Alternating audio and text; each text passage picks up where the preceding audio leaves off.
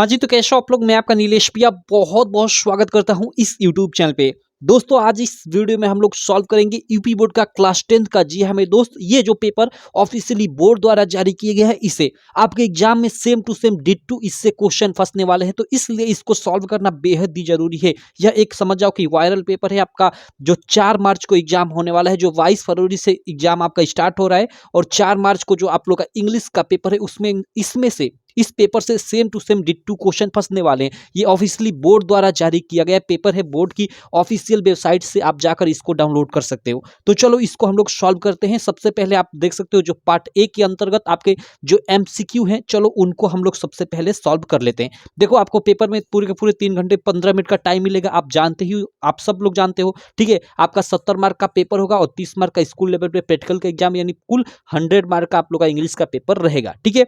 यह पूरा जो क्वेश्चन पेपर है पार्ट ए और पार्ट बी में भी डिवाइडेड रहेगा, जिसमें पार्ट ए में आपके एमसीक्यू रहेंगे और पार्ट बी में आपके जो लॉन्ग टाइप के क्वेश्चन होंगे जिनका कॉपी पे आंसर लिखना होगा। पार्ट ए के अंतर्गत जो 20 एमसीक्यू होंगे उनका आंसर तो ओएमआर पे देना होगा, तो वो तो जानते ही हो आप, ठीक है। तो चलो सबसे पहले ये ओएमआर वाले जो प्रश्न है उनको हम लोग सॉल्व कर लेते हैं। बाकी कहूंगा, इस चैनल को आप अभी तक सब्सक्राइब नहीं किए हो तो चैनल को सब्सक्राइब कर लेना और सब्सक्राइब कर कर बेल आइकन को दबाकर ऑल नोटिफिकेशन पे क्लिक कर लेना। अब इस चैनल पे पर डे वीडियो आएगी आपको, लगातार आपके बोर्ड एग्जाम की तैयारी आने वाले 2 महीने में करा दी जाएगी, ठीक है। चलो देखते हैं। सबसे पहला देखो, पहला जो क्वेश्चन नंबर रहेगा, ठीक है, को उसमें 1 2 3, ठीक है। पहले शुरू में आपको एक यहाँ पे अनसीन पैसेज दे देगा, आपके बुक से नहीं होगा, कहीं बाहर से होगा ये पैसेज, ठीक है। और इससे रिलेटेड आपका question number 1, question number 2, question number 3, यानी 3 शुरू के एमसीक्यू रहेंगे। तो चलो इसको हम लोग पढ़ते हैं और फिर तीनों एमसीक्यू का आंसर देते हैं। लेकिन एमसीक्यू यानी ये अनसीन पैसेज वाला, चाहे एमसीक्यू हो या फिर सब्जेक्टिव क्वेश्चन, इससे इधर एक आपका सब्जेक्टिव क्वेश्चन भी अनसीन पैसेज से रिलेटेड आता है इधर। तो जो भी हो, अनसीन पैसेज जहां भी आ जाए उसमें सबसे पहले आपको क्वेश्चन पढ़ लेना है। अनसीन पैसेज पढ़ना स्टार्ट नहीं करना है, नहीं तो काफी टाइम लग जाएगा। पहले क्वेश्चन आप पढ़ लो कि क्या बोल रहा है। देखो यहाँ पे पहला क्वेश्चन बोल रहा है कि वी आर अनेबल, हम अनेबल हैं, टू हियर अ साउंड, एक आवाज को सुनने में, इफ, यदि।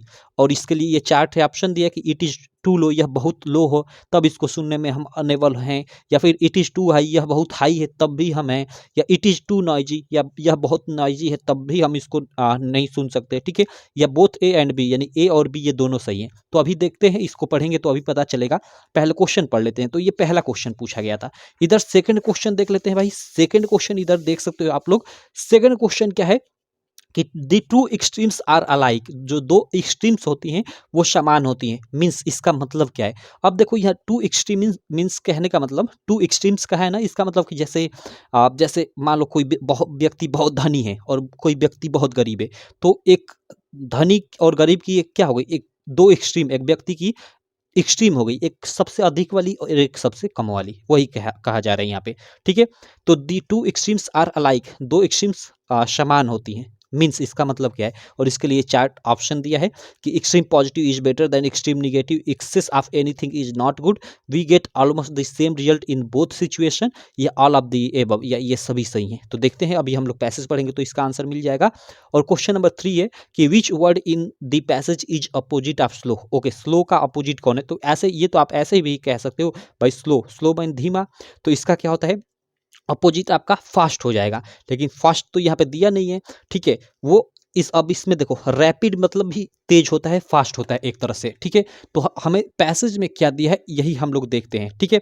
ऐसे इसका मतलब रेसिस्ट का मतलब तो स्थिर होता है, लेजी का मतलब आलसी, स्ट्राइक का मतलब नहीं, ये मतलब नहीं, इसका ही मतलब तेज है। तो यही आपका ऑप्शन ऐसे ही सही हो जाएगा। ऐसे भी आप छांट सकते हो। बाकी आप देखो यहाँ हम लोग चलो आप जो पैसेज है उसको भी पढ़ते हैं और उसमें आंसर ढूंढ लेते हैं।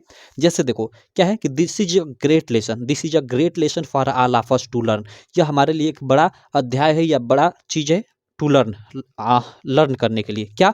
डैट की इन ऑल मैटर्स, सभी मामलों में, द टू एक्सट्रीम्स, जो दो एक्सट्रीम्स है, आर अलाइक, वो समान है। और किस प्रकार समान है?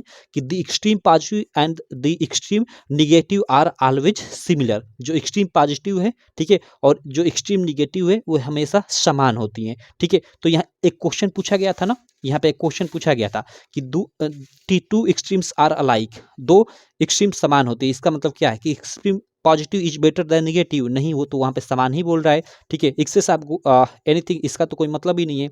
We get almost the same result in both situation, यही होगा। देखो अभी आगे हम लोग पढ़ेंगे तो और इसका क्लियर हो जाएगा। क्यों? क्योंकि देखो क्या है ना कि the extreme positive and extreme negative are always similar, दोनों समान होती हैं, ठीक है। कैसे? देखो, when the vibration of light are too slow, यदि लाइट का जो विब्रेशन हो यानी चमक हो बहुत स्लो हो, तो we do not see them, तो हम उसको नहीं देख सकते हैं। नॉर, और ना ही वी डू सी देम, और ना ही हम उसे देख सकते हैं। वेन, जब दे आर टू रैपिड, वो बहुत तेज हो। तो देखो यहाँ रैपिड, रैपिड शब्द आ गया, तेज, तो थर्ड वाला जो क्वेश्चन था उसका भी आंसर मिल गया। और यहाँ आपको यहाँ तक पढ़ने से ये भी मालूम चल रहा है कि अगर मतलब जैसे लाइट का वाइब्रेशन बहुत कम हो तो भी हम उसको नहीं देख सकते, और बहुत तेज हो तो भी हम उसको नहीं देख सकते। इसका मतलब कि जो एक्सट्रीम पॉजिटिव और एक्सट्रीम निगेटिव होता है, उन दोनों अवस्थाओं में हम लोग सेम रिजल्ट पाते हैं, ठीक है। तो यहाँ पे इसका भी आंसर मिल गया कि we almost get same result in both situation, यानी एक्सट्रीम पॉजिटिव और एक्सट्रीम निगेटिव में, ठीक है।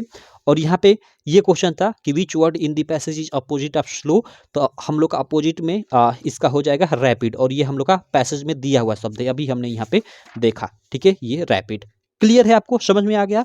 अब देखो यहाँ पे आप ऐसे भी यहाँ पे थोड़ा थोड़ा ये अर्थ आपको आ रहा है तो आप आसानी से इसका ऐसे रैपिड आ गया तो यहाँ पे आप मतलब खोज सकते हो, ठीक है। बाकी आपको सारे अर्थ की जरूरत नहीं है, लेकिन भाई ये किसी ना किसी पेपर सेट में आना ही है, आना है इस पैसेज का, इसलिए मैं आपको बता रहा हूँ, ठीक। चलो आगे है कि सो, और इसी प्रकार विथ साउंड, मतलब आवाज के साथ भी है।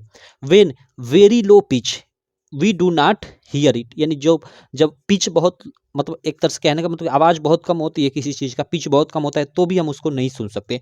When very high we do not hear it either, अगर यह बहुत तेज हो तो भी हम इसको नहीं सुन सकते। तो यहाँ पे हम लोग का एक फर्स्ट ही क्वेश्चन था कि we are unable to hear sound, हम एक आवाज को सुनने में असमर्थ हैं। कब? इट इज टू लो, यह बहुत लो है, तो सही बात है, बहुत लो हो तो भी हम उसको नहीं सुन सकते। इट इज टू हाई, बहुत हाई हो तो भी नहीं सुन सकते। हमारे कानों की एक मतलब आवृत्ति होती है कि इस आवृत्ति के बीच मतलब रहे, ठीक है, साउंड, तो वही साउंड हमें सुनाई देगा, ठीक है। तो उसके बाद ये है कि इट इज टू नॉइजी, नहीं, इसका मतलब नहीं है, ये दोनों आपका ऑप्शन सही है। तो डी में दिया कि बोथ ए एंड बी, यानी ए और बी दोनों सही है, तो बिल्कुल ये आपका ऑप्शन सही हो जाएगा। तो इस प्रकार हमने तीनों एमसीक्यू कर लिया, ठीक है। और ये पैसेज किसी ना किसी पेपर सेट में 100% लिख कर ले लो, आना ही आना है। आपका जो 7 पेपर सेट आएगा, आप जानते हो कि हर साल आपका 7-7 पेपर सेट आता है हर एक सब्जेक्ट का, तो 2024 में भी 7 पेपर सेट आएंगे, तो उसमें से 1 या 2 या 3 में भी ये आपका पैसेज आ सकता है, क्योंकि ये बोर्ड ने जारी किया है। क्लियर? तो इसको अच्छे से क्लियर कर लेना, तीनों आंसर आपको क्लियर हो गया, ठीक। अगर यही आ जाए तो बोर्ड में, तो आप, मैं जानता हूँ काफ़ी आपका टाइम बच जाएगा, ऐसे ही आपको आंसर ही याद हो गया होगा। तो चलो अब आगे चलते हैं, ठीक। अब देखो, और साथ ही मैं आपको बता दूं कि जो प्रीवियस ईयर पेपर है, जो 2023 में हुआ था ना, ठीक है, जैसे हिंदी का हुआ था पेपर, तो हिंदी का पूरे यूपी में 7 सेटों का हुआ था। मैथ का पेपर हुआ तो पूरे यूपी में 7 सेटों का हुआ था। साइंस का हुआ था तो पूरे 7 सेटों का हुआ था। इसी प्रकार सारे सब्जेक्ट का सातों सातों सेट का हुआ था। तो आप सातों सातों जो सेट है ना प्रीवियस ईयर पेपर 2023 का, उसको सॉल्व कर लेना, ठीक है। अगर आपको पेपर नहीं मिल रहा है तो मैं आपको बता दूं, हमारी ऐप है यूपीएमएसपी स्टडी, ठीक है। इस पे अभी मैं एक एक दो दो कोड का ही डाला हूं, लेकिन अभी कई लड़कों की रिक्वेस्ट आ रही थी भैया सब डाल दो, तो हमें हर एक सब्जेक्ट का आज शाम तक या कल तक सातों सातों सेट का पेपर डाल दूंगा बिल्कुल फ्री में, ठीक है। और वहीं पे हम लोग का एक लक्ष्य बैच भी हमने लॉन्च किया है, ठीक है। लक्ष्य बैच में आपको, अगर आप उसका सॉल्यूशन चाहते हो अच्छे से डिटेल्ड में, तो लक्ष्य बैच ज्वाइन कर सकते हो, जिसकी फीस मात्र 299 रुपये है, जिसमें आपको सातों सातों सेटों का अच्छे से वीडियो सॉल्यूशन के साथ साथ पीडीएफ सॉल्यूशन, जी हमें दोस्त पीडीएफ सॉल्यूशन, यहाँ पे ध्यान देना, पीडीएफ में एक एक सवाल को मैंने अच्छे से सॉल्व किया है। संदर्भ एकदम जैसे संदर्भ लिखा जाता है आपके मतलब एग्जाम में कि प्रस्तुत गद्यांश हमारी पाठ्य पुस्तक हिंदी के मित्रता नामक पाठ से लिया गया है, जिसके लेखक आचार्य रामचंद्र शुक्ल। तो ऐसे मैंने पीडीएफ में अच्छे से डिटेल में चीज़ें लिखी हैं, और ऐसा मैंने हर एक सब्जेक्ट में किया है। तो आप लक्ष्य बैच भी ज्वाइन कर सकते हो हमारी एपी ये यूपीएमएसपी स्टडी पे। अगर वहाँ कोई भी समस्या हो रही है आपको ज्वाइन करने में, तो वहीं पे मेरा नंबर भी दिया गया है, ठीक है। उस नंबर पे आप डायरेक्ट कॉल भी कर सकते हो, और बैच कैसे ज्वाइन करना है वहीं पे सारा इन्फॉर्मेशन आपको मिल जाएगा। तो चलो, हम लोग का ये बहुत हुआ ऐप के बारे में, यहाँ हम लोग आगे चलते हैं। अब अगला क्वेश्चन करते हैं। अब देखो क्वेश्चन नंबर 4 से 8 तक, क्वेश्चन नंबर 4 से 8 तक आपका एक तरह से ग्रामर से समझ जाओ कि क्वेश्चन रहेगा, जिसमें आपके आर्टिकल से क्वेश्चन हो सकते हैं, टेंस से क्वेश्चन हो सकते हैं, ठीक है।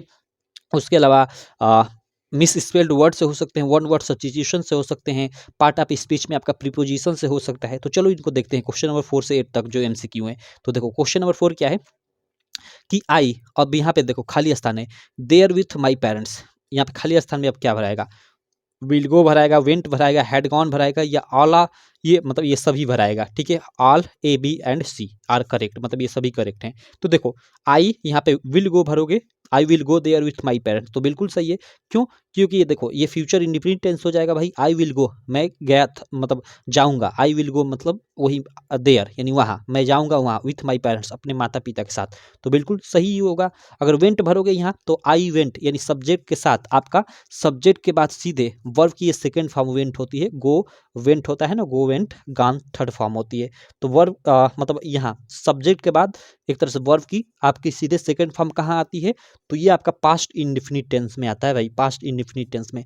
तो अगर यहाँ इसको भरते हैं तो पास्ट इंडिफिनिट टेंस होगा ये, तो क्या होगा, I went there with my parents, मतलब मैं अपने माता पिता के साथ कहाँ, देयर यानी वही वहाँ, क्या गया था, अब यहाँ पे वेंट है ना तो था आ जाएगा, तो ये भी बिल्कुल राइट हो जाएगा। वेंट भी भरते हैं तो, हैड गॉन भी भरते हैं तो सही हो जाएगा, क्योंकि I had gone there with my parents, तो इसका मतलब क्या, हैड गॉन भरने का मतलब क्या कि ये मतलब पास्ट परफेक्ट टेंस हो जाएगा। तो पास्ट परफेक्ट टेंस हो जाएगा तो इसका मतलब क्या कि मैं अपने पेरेंट्स के साथ वहां जा चुका था, ये भी सही हो जाएगा भाई। तो ये तीनों हम लोग का सही है, तो इस प्रकार हम लोग का डी ऑप्शन सही हो जाएगा ये वाला। ठीक, तो ये टेंस से रिलेटेड क्वेश्चन था। चलो आगे चलते हैं, अगला क्वेश्चन नंबर हम लोग 5 करते हैं। क्वेश्चन नंबर 5 क्या है कि if you want to know about new things you are okay, मतलब इफ यू वांट आप जानना चाहते हो, टू नो यानी वही जानना चाहते हो, ठीक है, अबाउट न्यू थिंग्स नई चीज़ों के बारे में, ठीक है, यानी नई चीज़ों के को जानने की आप काफ़ी इच्छा रखते हो, तो आप क्या होते हैं भाई, तो आप उसको बोलते हैं क्यूरियस। ये वन वर्ड सब्स्टिट्यूशन है, हिंदी में इसको हम लोग अनेक शब्दों के लिए एक शब्द बोलते हैं, ठीक है। तो किसी चीज़ की जानने की इच्छा रखने वाला वो क्यूरियस होता है, उसको बोलते हैं जिज्ञासु, हिंदी में क्या बोलते हैं, जिज्ञासु, ठीक है। चलो अगला क्वेश्चन कर लेते हैं, क्वेश्चन नंबर 6। इसमें देखो ये दिया है love my to share toys brother his, इसको आपको रीअरेंज करना है, ठीक है, और ये 4 ऑप्शन भी दिया है, इसमें रीअरेंज कोई ना कोई एक है, तो चलो इसको पढ़ लेते हैं। देखो my twice loves to share his brother, देखो ये आपको पढ़ने से ही मालूम चल जाएगा ये गलत लग रहा है। माई ट्वाइज यहाँ पे देखो आपका मतलब ये क्या लिखा है भाई, मतलब ये नहीं हो पाएगा, ऐसा नहीं होगा, ठीक है। Brother loves his toys to my share, ऐसे ही गलत लग रहा है। My brother loves to share his toys, देखो आपको ये आपका सही लग रहा है, ये सब्जेक्ट उसके बाद वर्ब उसके बाद ये आपका पूरा पूरा ऑब्जेक्ट, ये बिल्कुल आपका राइट ऑप्शन है सी वाला कि my brother loves to share his toys. और ये देखो to share my brother his toys loves, बिल्कुल गलत, ये आपका सी वाला ऑप्शन इसमें सही हो जाएगा, इसको तो पढ़ने से ही आपका मालूम चल जाएगा। चलो आगे चलते हैं क्वेश्चन नंबर 7 पे। क्वेश्चन नंबर 7 अपने आप स्क्रीन पे देख सकते हो, यह क्या है, ठीक है, यहाँ पे देख सकते हो। देखो यह जो है ना, यह आपका मिस स्पेल्ड, ऐसा एक क्वेश्चन एक मार्क में यहाँ पे पूछेगा ही पूछेगा, मतलब इसमें क्या होगा कि 4 ठे स्पेलिंग दे देगा, उसमें से एक गलत रहेगा और गलत वाला छांटना होगा। Which of the following word is miss spelled, इसमें से कौन सा वर्ड मिस स्पेल्ड है, यानी एक तरह से गलत है, एक तरह से हम लोग बोल सकते हैं। तो देखो पहला इसमें क्या है, देखो अबंडेंस, यही पहला ही गलत है, अबंडेंस DANC होता है, यहाँ पे DANC, ABUNDANC होता है, ई नहीं होता है, यहाँ पे ई दिया है, ई नहीं होगा, ए होगा, क्या होगा, ए होगा, क्लियर। और इसका मतलब क्या होता है, अबंडेंस मीन्स मतलब एक तरह से प्रचुर, प्रचुरता यानी प्रचुर मात्रा में एक तरह से बोल सकते हैं, ठीक। तो यही आपका गलत है, यही आपका गलत था, तो यही आपका सही आंसर हो जाएगा, क्योंकि हमें मिस स्पेल्ड ही छांटना था, ठीक। चलो बाकी ये देखो अटेंडेंस बिल्कुल सही है, अटेंडेंस यानी वही मतलब उपस्थिति, जैसे क्लास में होता है ना अटेंडेंस, उपस्थिति, प्रेजेंस। उसके बाद ये एक्सेप्टेंस है, एक्सेप्टेंस ACCEPTANC, ये भी बिल्कुल आपका राइट है। एक्सेप्टेंस मीन्स वही स्वीकृति एक तरह से बोल सकते हैं। उसके बाद एक्विंटेंस है, एक्विंटेंस क्या होता है भाई, काफ़ी ये मस्त शब्द होता है, ठीक है। एक्विंटेंस क्या होता है, एक्विंटेंस होता है हम लोग का जैसे फैमिलियर, ठीक है, जान पहचान वाला फैमिलियर, ठीक है। तो ये सभी शब्दों का मैंने बता दिया मतलब भी, और ये तीनों याद कर लेना, ये भी इंपॉर्टेंट है, ठीक है। और ये तो इंपॉर्टेंट है ही, सभी आप याद भी करते रहना, क्योंकि आपके पेपर में हो सकता है इन्हीं में से किसी में गलती कर दे, ठीक। चलो आगे चलते हैं, अगला क्वेश्चन नंबर 8 देखते हैं। क्वेश्चन नंबर 8 क्या है कि ही जंप्ड, और यहाँ पे खाली स्थान पर है the well to save the drowning girls, मतलब यहाँ पे क्या भराएगा, यहाँ पे दिया है इन, इनटू, फ्रॉम, एट, यानी यहाँ प्रीपोजिशन ये सब हैं, तो प्रीपोजिशन में से कौन सा प्रीपोजिशन भरा जाएगा? तो देखो जंप के साथ, और वो भी कहाँ, वेल, कुएं में कूद रहा है, ही जंप्ड, तो जंप के साथ फिक्स प्रीपोजिशन इनटू आती है, जंप्ड इनटू, ठीक है, ये भरा जाएगा। The well, he jumped into the well, save the drowning girls, मतलब उसने कुएं में छलांग लगाई, सेव यानी बचाने के लिए डूबती हुई लड़की को, ड्राइंग गर्ल्स यानी वही डूबती हुई लड़की को। चलो तो ये 8, क्वेश्चन नंबर 8 हो गया। क्वेश्चन नंबर 9 और 10 देख लेते हैं। देखो क्वेश्चन नंबर 9 और 10 होगा, ये आपका ये भी पैसेज बेस्ड एमसीक्यू होगा। ये आपके बुक से पैसेज रहेगा, किससे? आपके बुक से। आपके बुक में आपका प्रोज के किसी भी चैप्टर से यहाँ हो सकता है, ठीक है। और इससे रिलेटेड 2 यहाँ पे एमसीक्यू पूछ देगा, ठीक है। तो आप जितने भी बुक के आपके चैप्टर है वो तो भाई प्रोज वाला आप पहले से ही पढ़े रहोगे, तो आपको इसको पढ़ने की जरूरत ही नहीं पड़ेगी, क्योंकि पढ़कर आप टाइम क्यों वेस्ट करोगे, सीधे सीधे आप क्वेश्चन का आंसर दे दो। जैसे देखो क्वेश्चन क्या है कि इन एन ए, ओके, मतलब ये लग रहा है कि एन ए वाला, यहाँ से आपको मालूम चल गया होगा एन ए बोल रहा है, तो इसका मतलब ये एन ए फ्रैंक वाला जो आपका चैप्टर है उससे है।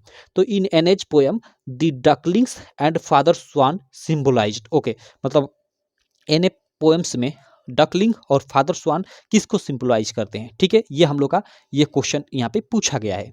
तो देखो यहाँ पे उसके पोएम में ना डकलिंग्स मीन्स वो अपने आप को वहाँ पे, मतलब पोएम के माध्यम से वो अपने आप को रिप्रेजेंट कर रही है, ठीक है। और फादर स्वयं का मतलब है यहाँ पे, मतलब उसके जो टीचर है मिस्टर किसिंग, उनको सिंबलाइज कर रहा है।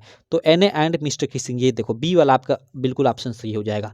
कहानी क्या है ये आप पढ़ोगे तो आपको ऐसे भी मालूम चल जाएगा। इसमें एक्चुअली होता क्या है कि जैसे एन ए आप जानते हो, एन ए फ्रैंक अपने क्लास में खूब बातें करती है, तो उसके मैथ टीचर को उससे काफ़ी परेशान होते हैं, उसको एक्स्ट्रा होमवर्क देते रहते हैं, ठीक है। तो एक्स्ट्रा होमवर्क में एक बार उसको मतलब एक मिलता है, समझ जाओ कि ऐसे ही लिखने को मिलता है, तो उसमें वो मतलब लिखती जाती है, और एक बार ऐसा मतलब एक कहानी लिखती है जिसमें एक मतलब एक जैसे मतलब डक होता है और डक के कुछ बच्चे होते हैं, ठीक है। तो डक के बच्चे आप जानते हो कि बार बार क्यों क्यों करते रहते हैं भाई, आपने देखा होगा, ठीक। तो उसके फादर स्वयं होते हैं, उसके मतलब जो फादर होते हैं उनको पीट मतलब मार देते हैं, मतलब चोंच से मार देते हैं, वही यहाँ पे लिखा गया है, ठीक है। तो इस कहानी के माध्यम से क्या मतलब वो सिखाने मतलब टीचर को अपने बताना चाहती है कि भाई हम तो बच्चे हैं, तो ये तो हमारा बात करना यही काम ही है, सिंपल। तो वही चीज़ इस कहानी के माध्यम से समझाती है, ठीक है। तो उसी का यहाँ पे लिखा गया कि जो डकलिंग से वो किसको सिंबलाइज कर रहे हैं, तो बच्चों यानी यहाँ पे एन एफ फ्रैंक को, क्लास में एन एफ फ्रैंक को यानी बच्चों को, ठीक है। और फादर स्वयं टीचर को, किसिंग को, मिस्टर किसिंग उसके टीचर थे। तो ये ऑप्शन सही हो जाएगा। उसके बाद है क्वेश्चन नंबर 10 कि mister Keesing okay had assigned an extra homework earlier because, यानी वही उसको एक्स्ट्रा होमवर्क देते थे उसके जो टीचर थे, क्यों? क्योंकि भाई ही हेट्रेड नहीं नहीं नहीं, Anna was poor in math, ऐसा नहीं था। Anna had misbehaved with him, ऐसा भी नहीं है। Anna talked too much in class, वो क्लास में बहुत बातें करती थी इसलिए, ये आपका ऑप्शन सही हो जाएगा, ठीक है। तो ये रहा हम लोग का क्वेश्चन नंबर 10 भैया। अब चलो आगे चलते हैं, क्वेश्चन नंबर 11 करते हैं भाई, इधर आ जाते हैं।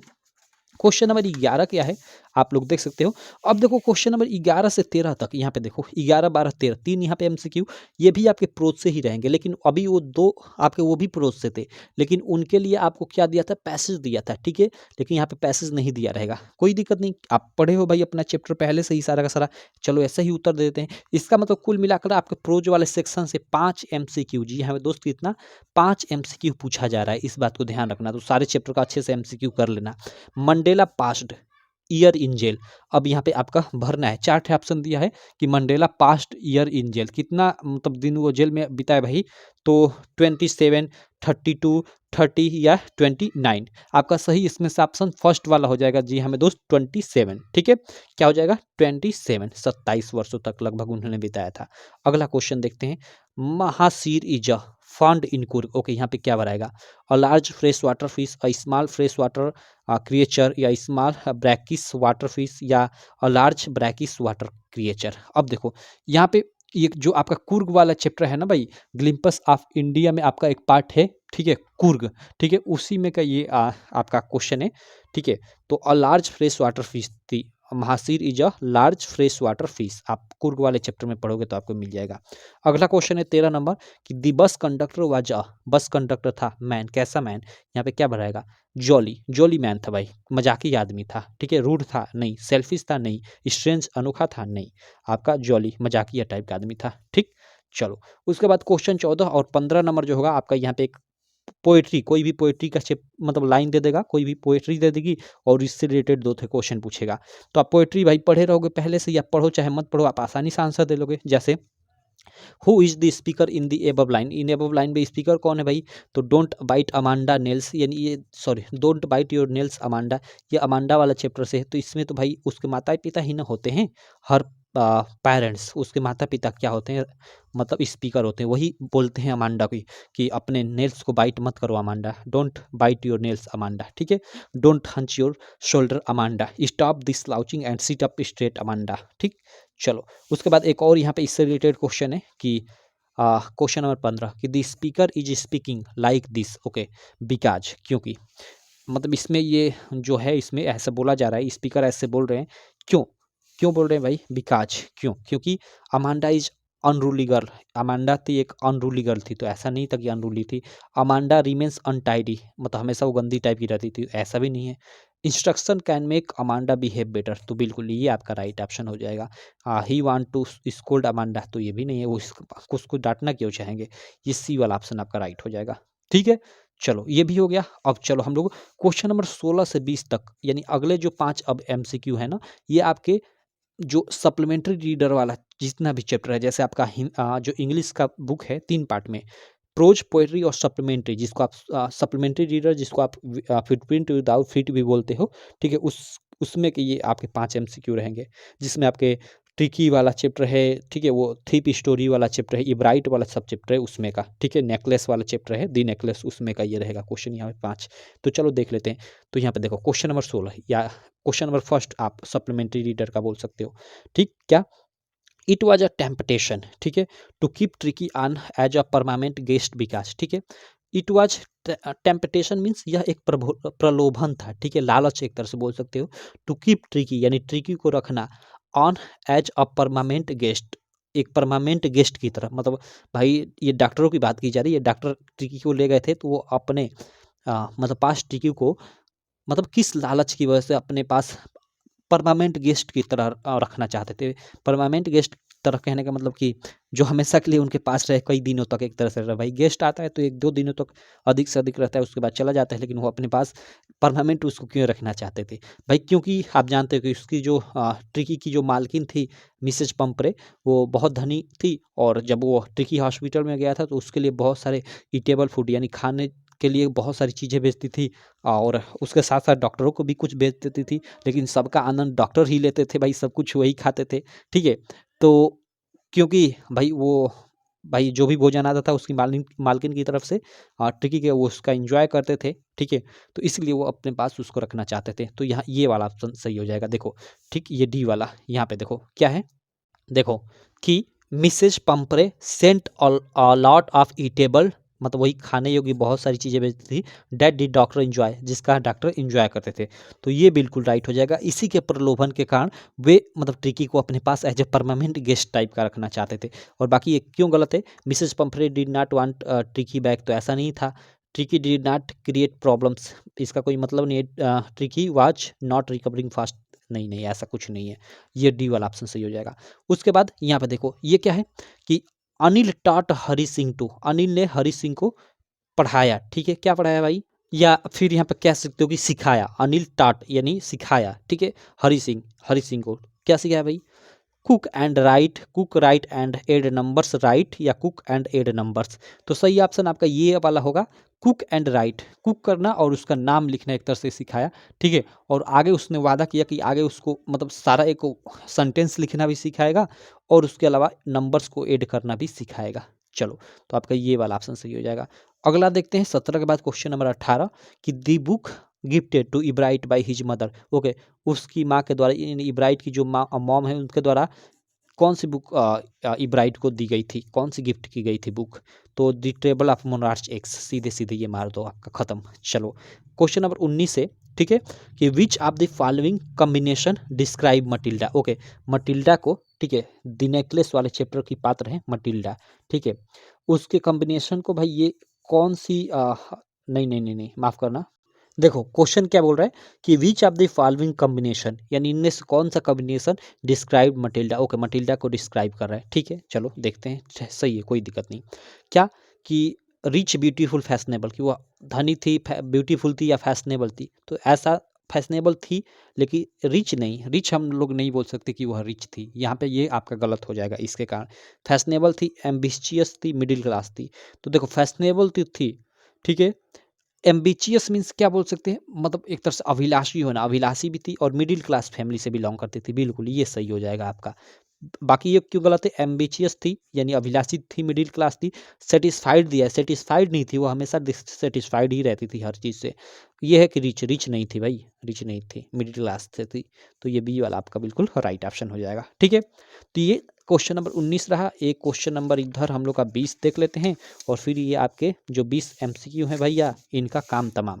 ये क्या है कि Bholi was sent to school because, okay Bholi को स्कूल सेंट किया गया क्योंकि her father felt compelled to do so, या फिर her mother want her to get educated, या everybody is sent his daughter to school. हाँ, मोरल के अनुसार तो ये भी सही है, लेकिन it was necessary for his marriage, उसके फादर या उसके मदर यही सोचते थे कि it was necessary for her marriage. तो ये डी वाला आपका ऑप्शन राइट हो जाएगा आपका, एक तरह से सिलेबस के अनुसार, आपके पेपर के अनुसार, आपके बुक के अनुसार। चलो, ये आपका भोली वाला चैप्टर है, उससे है। तो इस प्रकार हमने कितना 20 MCQ यहाँ पे सॉल्व कर लिया, ये जो ऑफिशियल बोर्ड द्वारा जारी किया गया पेपर था इससे, ठीक है। बाकी चलो इसमें आगे के क्वेश्चन हम लोग नेक्स्ट वीडियो में सॉल्व करेंगे, ठीक है। बाकी आप लक्ष्य बैच ज्वाइन करना चाहते हो तो हमारी ऐप है, ठीक है, UPMSP स्टडी, उस पर आप जाकर ज्वाइन कर लेना। बाकी चलो मैं नेक्स्ट वीडियो में मिलता हूँ, तब तक के लिए थैंक यू।